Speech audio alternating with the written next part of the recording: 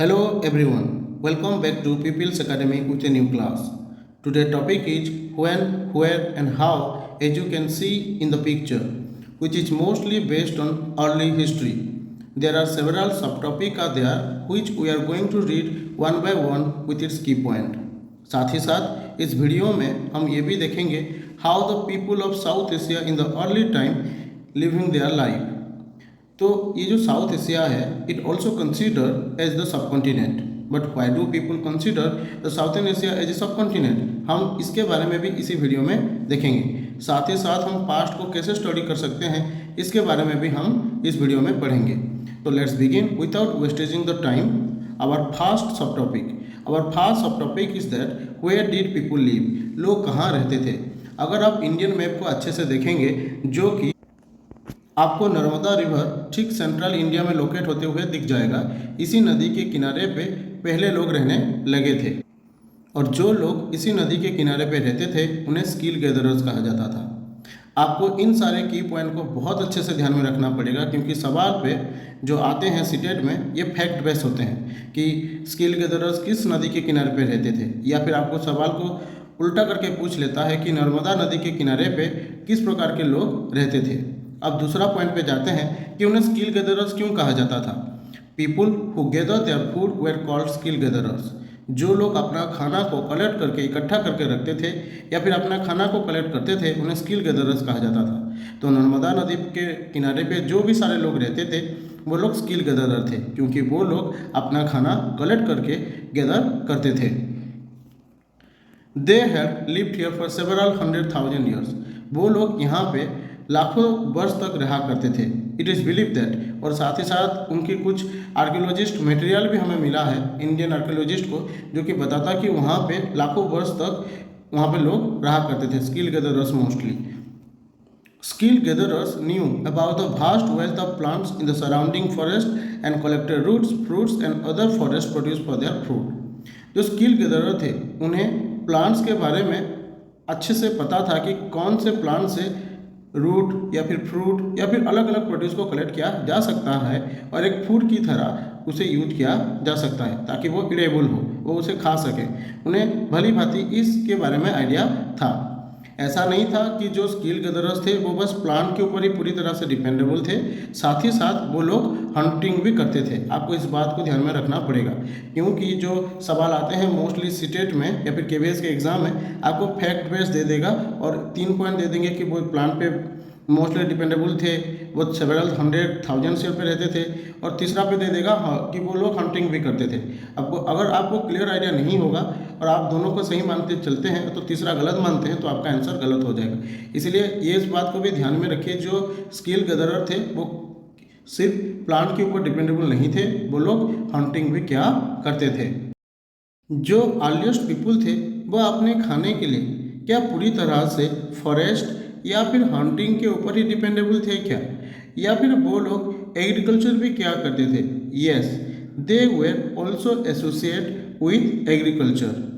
पर वो एरिया कौन सा है जहाँ पे वो लोगों ने एग्रीकल्चर शुरुआत किया था, इसको जानने के लिए हमें इंडिया का 3 जगह को आइडेंटिफाई करना पड़ेगा। एक है नॉर्थ वेस्ट में जो कि है कृथर और सुलेमान। ये दोनों हिल्स एरिया में पहली बार व्हीट और बार्ली उगाया गया था 8,000 साल पहले। उसी प्रकार नॉर्थ ईस्ट में जो कि गारो हिल्स है और विंध्य में यहाँ पे भी एग्रीकल्चर का डेवलपमेंट हुआ था। साथ ही साथ विंध्य के नॉर्थर्न पार्ट में राइस का भी उगाया गया था, जैसे कि मैंने आपको मैप में दिखाया। उसी प्रकार इसको नोट कर लीजिए। Sulaiman and Kirthar hills located to the north west of India. ये बहुत इंपॉर्टेंट पॉइंट है कि कहाँ पे एग्रीकल्चर का शुरुआत हुआ था। सुलेमान और कृतर वो 2 एरिया हैं जहाँ पे पहली बार वीमेन और मैन मिल के व्हीट और बार्ली उगाए थे 8,000 साल पहले। उसी प्रकार गारो हिल्स जो कि नॉर्थ ईस्ट में है और मेघालय स्टेट में आते हैं, और विंध्य माउंटेन में जो कि सेंट्रल इंडिया में लोकेटेड है, यहाँ पे भी एग्रीकल्चर का डेवलपमेंट हुआ था। साथ ही साथ पहली बार नॉर्थ ऑफ द विंध्यस में राइस का क्रॉप्स का ग्रो किया गया था। आई होप कि आपको ये अच्छे से याद आ गया हो। सुलेमान और कीर्तहर में व्हीट और बार्ली, जो कि 8000 साल पहले गारो हिल्स में भी और विंध्य में भी एग्रीकल्चर का डेवलपमेंट हुआ था। लेकिन जो राइस का उगाया गया का बात किया गया है, यहाँ पे स्पेसिफिक लोकेशन नहीं दिया गया है, तो आपको आंसर में याद रखना होगा north of the Vindhya. I hope कि यू गॉट इट कि which are this place where the agriculture was fast began. इस मैप को आप देख सकते हैं जो कि इंडिया का है, ये एशिया कॉन्टिनेंट का साउथर्न का हिस्सा है, साउथर्न पार्ट का हिस्सा है। इसे सब कॉन्टिनेंट भी कहा जाता था। Why? Because although it is smaller than a continent, it is very large and is separated from the rest of Asia by seas, hills and mountains. इस सेंटेंस को आप ध्यान में याद कर लीजिए, किस किस से सेपरेट हुआ है? सीज, हिल्स एंड माउंटेन से। ऐसा नहीं कि बस इंडिया को ही लेके सब कॉन्टिनेंट कहा जाता था। अगर आप ध्यान से देखेंगे मैप को, तो यहाँ पे जो प्रेजेंट कंट्री इंडिया है हमारा, साथ ही साथ Pakistan, Bangladesh, Nepal, Bhutan, Afghanistan, Iran, China, Myanmar, south, इन सबको लेके ही पूरा सब कॉन्टिनेंट बताया जाता है। क्योंकि हालांकि ये हो सकते हैं कॉन्टिनेंट से छोटा हो, लेकिन बहुत बड़ा एरिया भी है, इसीलिए इसे सब कॉन्टिनेंट कहा जाता है। अब अभी इस इंदस रिवर को देखिए, जिसे संस्कृत में सिंधु बोला भी जाता है। ये इंदस रिवर है और उसका जो ट्रिब्यूटरीज है ये सब है, झेलम है, चेनाब है, रावी है, ब्यास है, सतलेज है, ये सब उसका ट्रिब्यूटरीज हैं। इन्हीं इंदस और इसके जो ट्रिब्यूटरीज हैं, इन्हीं नदी के किनारे पे पहले जो शहर सारे फ्लोरिश हुए थे ना, डेवलप हुए थे। फ्लोरिश का मतलब होते हैं डेवलप्ड। तो इन्हीं जो सारे नदी के किनारे पे जो सारे शहर डेवलप हुए थे, वो 4700 ईयर्स के पहले हुए थे। ऐसा नहीं कि बस इंदस और इसके ट्रिब्यूटरीज के किनारे पे हुए थे, गंगा और उसके ट्रिब्यूटरीज में भी कुछ सिटीज़ डेवलप हुए थे, बट लेटर, पर उसके बाद में हुए थे, जो कि आज से 2500 ईयर्स एगो हुए थे। साथ ही साथ गंगा ट्रिब्यूटरीज और साथ ही साथ सी कोस्ट, समुद्र के किनारे के एरिया में भी शहर सारे डेवलप हुए थे। लेकिन मोस्टली पहले जो हुए थे वो इंदस और उसके ट्रिब्यूटरीज में हुए थे।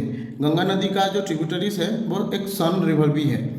इन ancient time the area along this reverse, यहाँ पे जो दिस रिवर्स का बात किया जा रहा है वो गंगा और सन रिवर के बारे में ही बोला जा रहा है। As I mention in the PDF, to the south of the Ganga was known as Magadh, now laying in the state of Bihar. ये जो गंगा नदी है उसी के जो साउथर्न पार्ट में जो रीजन है, आप मैप में देख सकते हैं, ये रहा गंगा का रिवर और उसके जो साउथर्न पार्ट में जो एरिया है मोस्टली ये वाला हिस्सा आप देख सकते हैं। यहाँ पे गंगा नदी है और ये उसका साउथर्न पार्ट है, इसी के बारे में यहाँ पे जिक्र किया गया है। उसी एरिया में जो एरिया है southern part of the Ganga में, उसको मगध कहा जाता था, जो कि अभी presently laying in the state of Bihar, अभी जो बिहार में है। तो आपको ये ध्यान में रखना पड़ेगा कि गंगा नदी के साउथर्न पार्ट में जो रीजन है उसे मगध कहा जाता था इन द अर्ली टाइम, जो कि अभी बिहार में लोकेटेड है। साथ ही साथ और कुछ चीज़ भी मैंने जैसे बताया, जैसे कि सुलेमान और कीतर हिल्स में 8000 साल पहले व्हीट्स और बार्ली का क्रॉप्स उगाया गया था। इंदस और उसके ट्रिब्यूटरीज में जो शहर डेवलप हुए थे वो 4700 ईयर्स एगो, और गंगा और उसके जो ट्रिब्यूटरीज में शहर डेवलप हुए थे वो 2500 ईयर्स एगो हुए थे। I hope you got the each and every key points clearly. Now moves to our next subtopic. Our next subtopic is names of the land. जब भी हम हमारा देश को रिफर करते हैं हम ऑफनली दो वर्ड का यूज करते हैं, एक है इंडिया और दूसरा है भारत। हालांकि इंडिया को हिंदुस्तान के नाम से भी जाना जाता है, बट ऑफनली हम इंडिया या फिर भारत का नाम से ही पुकारते हैं।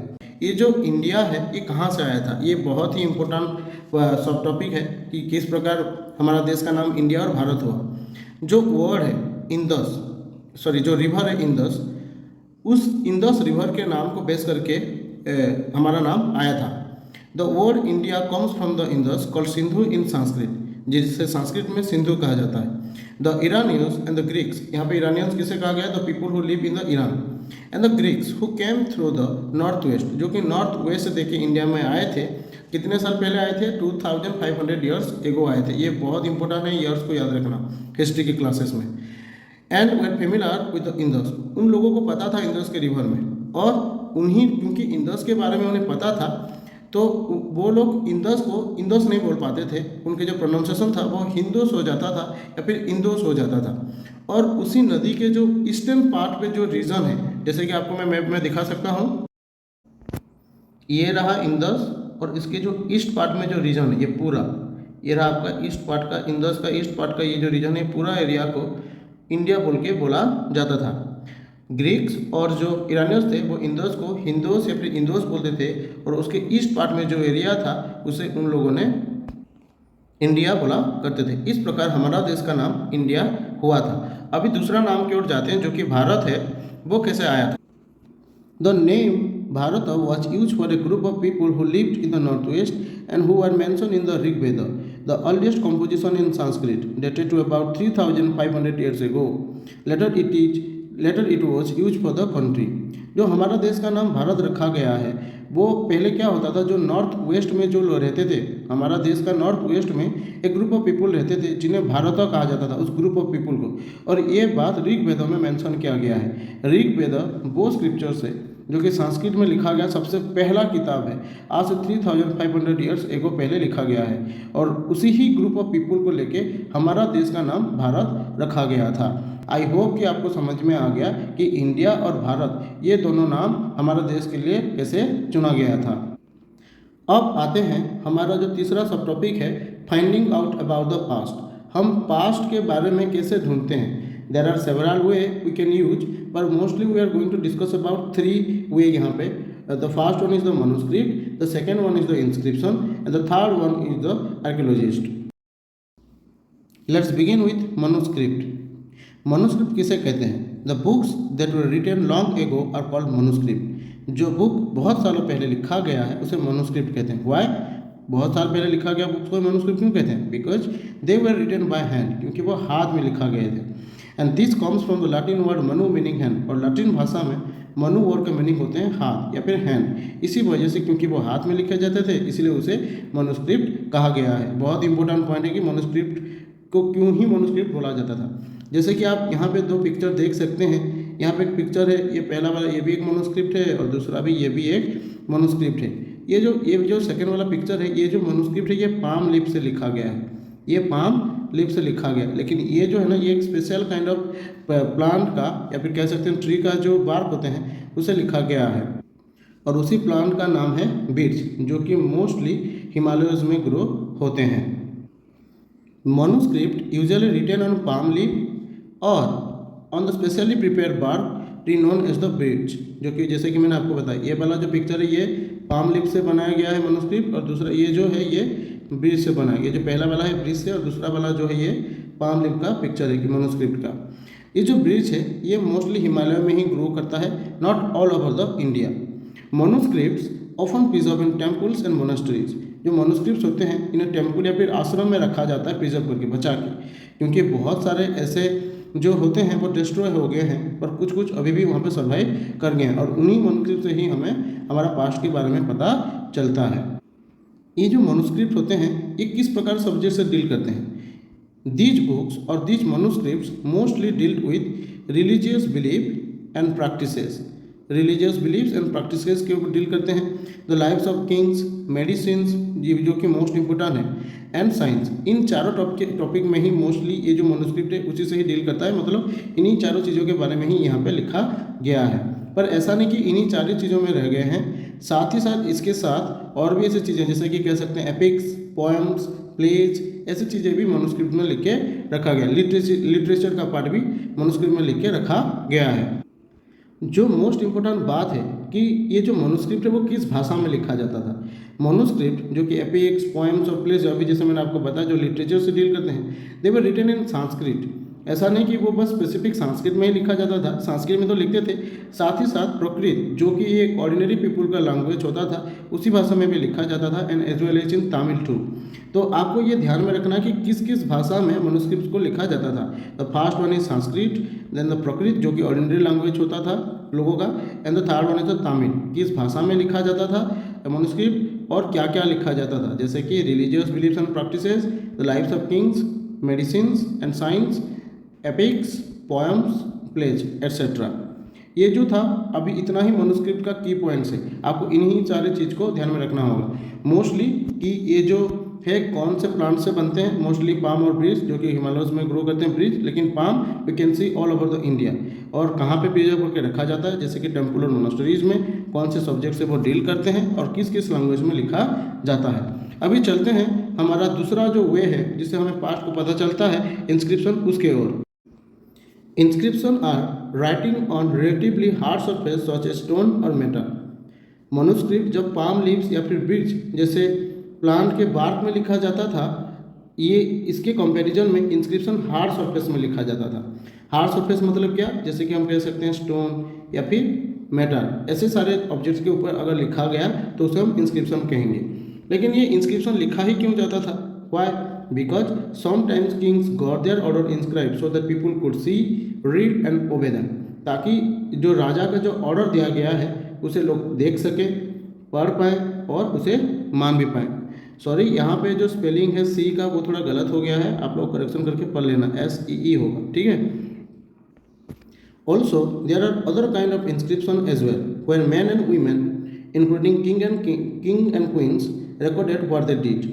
तो वहाँ पे लोग क्या करते थे उसके बारे में भी इंस्क्राइब करके रखते थे। फॉर एन एग्जाम्पल हम कह सकते हैं, Kings often kept records in victories in battle. जो सारे बैटल में राजा ने जीत हासिल को किया हो उसके बारे में भी वो रिकॉर्ड करके रखते थे, मोस्टली इन इंस्क्रिप्शन, ताकि ये ज़्यादा समय तक प्रिजर्व होकर रह पाए। क्या होता है, मनुस्क्रिप्ट जो होते हैं वो डिस्ट्रॉय हो जाते हैं because it made by leaves and bark of the tree, but these are the materials which made from the stone and the metal, जो कि बहुत हार्ड सरफेस होते हैं। तो इसी वजह से किंग्स क्या करते थे, उनके जो रिकॉर्ड्स ऑफ विक्ट्रीज होता है इन बैटल उसे इंस्क्राइब करके रखते थे। इंस्क्रिप्शन और मनुस्क्रिप्ट के बारे में इतना ही डिटेल्स में, या फिर उसका इतना ही की पॉइंट है। अब चलते हैं थर्ड की ओर, जो कि मोस्ट इंपॉर्टेंट है, आर्कियोलॉजिस्ट। आर्कियोलॉजिस्ट वो पर्सन्स हैं जो कि पास्ट ऑब्जेक्ट के बारे में स्टडी करते हैं। इसके थ्रू हमें बहुत सारे पास्ट के बारे में जानने को मिलता है। An archaeologist is a person who study the object those were made use in the past में बने हुए चीज़ें और उसको जो यूज किया जाता था, ऐसे ऑब्जेक्ट के बारे में जो स्टडी करता है उसे आर्कियोलॉजिस्ट कहा जाता है। They study the remain of buildings made of stone and bricks, painting and sculpture. वो किस किस बारे में कि वो लोग मीन्स आर्कियोलॉजिस्ट किस किस चीज़ के बारे में स्टडी करते हैं? वो बिल्डिंग्स के बारे में जो कि स्टोन से या फिर ब्रिक्स से बना हो, पेंटिंग्स के बारे में, स्कल्पचर के बारे में, इन सारी चीज़ों के बारे में स्टडी करके हमें पास्ट के बारे में बताते हैं। They also explore and excavate. Now what do you mean by excavate? Excavate means होते हैं dig under the surface of earth, मतलब मिट्टी को खुदाई करके जो चीज़ उन्हें मिलता है उसके बारे में भी वो स्टडी करते हैं। जैसे मिट्टी को खुदाई करके उन्हें क्या मिलता होगा, जैसे tools, I mean talking about the earliest tools, not the present tools.